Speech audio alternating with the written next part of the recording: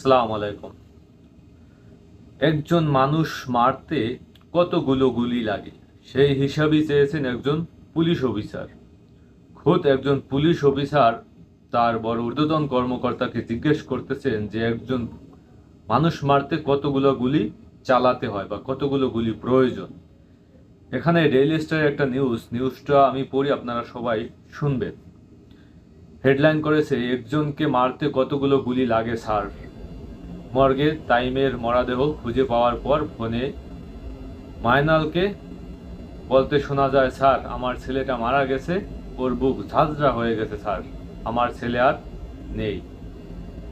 গত শনিবার Dhaka medical college হাসপাতালের বিভিন্ন ওয়ার্ডে ছোটাছুটি করছিলেন রাজারবাগ পুলিশ লাইন্সের উপপরিদর্শক ময়নাল হোসেন ও তার স্ত্রী।